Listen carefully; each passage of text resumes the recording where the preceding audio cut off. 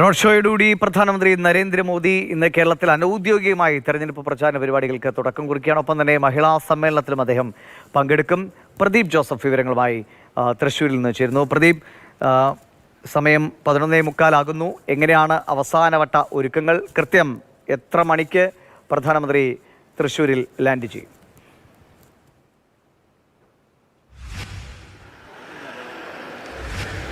ദിവേഷ് 2:30 മണിയോടുകൂടി Thrissur Kuttanellur government college ഗ്രൗണ്ടിലാണ് അദ്ദേഹം ഹെലികോപ്റ്ററിൽ ഇറങ്ങുന്നത്. നെടുമ്പാശ്ശേരി വിമാനത്താവളത്തിൽ നിന്ന് ഹെലികോപ്റ്ററിൽ കുട്ടനല്ലൂർ ഗവൺമെൻറ് കോളേജ് ഗ്രൗണ്ടിൽ ഇറങ്ങുന്നു. അവിടെ നിന്ന് കാർ മാർഗമാണ് തൃശ്ശൂർ നഗരത്തിലേക്ക് എത്തുന്നത്. തൃശ്ശൂർ നഗരത്തിൽ സ്വരാജ് റൗണ്ട് ജനറൽ ആശുപത്രി പരിസരത്ത് നിന്നാണ് റോഡ് ഷോ ആരംഭിക്കുന്നത്. തുറന്ന വാഹനത്തിലായിരിക്കും പ്രധാനമന്ത്രിയുടെ റോഡ് ഷോ. ഏതാണ്ട് 3/4 മണിക്കൂറോളം സഞ്ചരിച്ച് നായ്ക്കനാൽ ഭാഗത്ത് തേക്കിൻകാട് ഭാഗത്താണ് പ്രത്യേക സദസ്സ് തയ്യാറാക്കിയിരിക്കുന്നത്, പ്രത്യേക വേദി തയ്യാറാക്കിയിരിക്കുന്നത്. ഈ വേദിയിലാണ് 2 ലക്ഷത്തോളം വരുന്ന വനിതകളെ അദ്ദേഹം അഭിവാദ്യം ചെയ്യുന്നത്.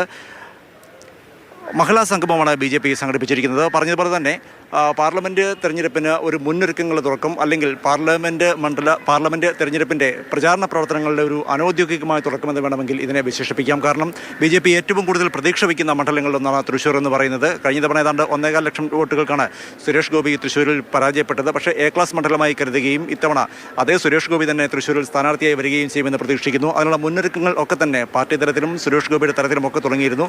അതിന് ഒരു ഊർജ്ജം പകരുന്നതിന്, അല്ലെങ്കിൽ ശക്തി പകരുന്നതിന് വേണ്ടി കൂടിയാണ് പ്രധാനമന്ത്രി ഇന്ന് എത്തുന്നത്. ചെന്നൈയിലും ലക്ഷദ്വീപിലുമൊക്കെ അദ്ദേഹത്തിന് പരിപാടികളുണ്ട്. അതിൻ്റെ ഭാഗമായി ഈ സന്ദർശനത്തിലാണ് തൃശ്ശൂരിനെ ഇളക്കിമറിക്കും എന്ന് തന്നെയാണ് BJP അവകാശപ്പെടുന്നത്. മാത്രവുമല്ല, പ്രധാനമന്ത്രിയുടെ ഈ സന്ദർശനത്തോടെ, അല്ലെങ്കിൽ ഈ വനിതാ സംഗമത്തോടുകൂടി BJP മുൻപ് പറഞ്ഞതുപോലെ അനൗദ്യോഗികമായാണ് എങ്കിൽ തന്നെ തെരഞ്ഞെടുപ്പ് പ്രചാരണ പ്രവർത്തനങ്ങൾക്ക് തുടക്കം കുറിക്കുകയാണ്. അതേസമയം പ്രധാനമന്ത്രിയുടെ സന്ദർശനത്തോട് അനുബന്ധിച്ച് തൃശ്ശൂർ നഗരത്തിൽ ക്രമീകരണങ്ങൾ ഏതാണ്ടെല്ലാം തന്നെ പൂർത്തിയായി കഴിഞ്ഞിരിക്കുന്നു. 3000-ലധികം പോലീസുകാരെയാണ് സുരക്ഷാ ക്രമീകരണങ്ങളുടെ ഭാഗമായി വിന്യസിച്ചിരിക്കുന്നത്. ഈ പ്രധാന പരിപാടി നടക്കുന്ന, വനിതാ സംഗമം നടക്കുന്ന മൈതാനത്തേക്ക്, അല്ലെങ്കിൽ സദസ്സിലേക്ക് സ്ത്രീകൾക്ക് മാത്രമാണ് പ്രവേശനം, പുരുഷന്മാർക്ക് പ്രവേശനം അനുവദിച്ചിട്ടേയില്ല. മാത്രവുമല്ല, 1000-ലധികം വരുന്ന വനിതാ പോലീസുകാരാണ് അവിടെ സുരക്ഷാ കാര്യങ്ങൾ കൈകാര്യം ചെയ്യുന്നത്. ഗതാഗത ക്രമീകരണങ്ങൾ ഏതാണ്ട് ഇപ്പോൾ തന്നെ നടപ്പിൽ വന്നു കഴിഞ്ഞു. നഗരം പൂർണ്ണമായും പോലീസിൻ്റെ വലയത്തിൽ ആയിക്കഴിഞ്ഞിരിക്കുന്നു.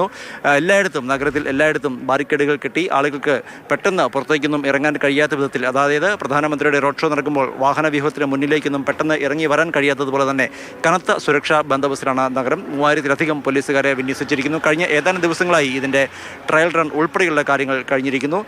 നഗരം തന്നെ പ്രധാനമന്ത്രിയെ സ്വീകരിക്കാൻ തയ്യാറെടുത്തിരിക്കുന്നു എന്ന് പറയാം. കാരണം ഈ ഒരു സന്ദർശനത്തിൽ കേരളത്തിൽ പ്രധാനമന്ത്രി എത്തുന്നത് തൃശ്ശൂരിലെ ഈ ഒരു പരിപാടിക്ക് മാത്രമാണ്. അതുകൊണ്ട് തന്നെ അദ്ദേഹത്തെ സ്വീകരിക്കാൻ തൃശ്ശൂർ നഗരം പൂർണ്ണമായും ഒരുങ്ങിയിരിക്കുന്നു.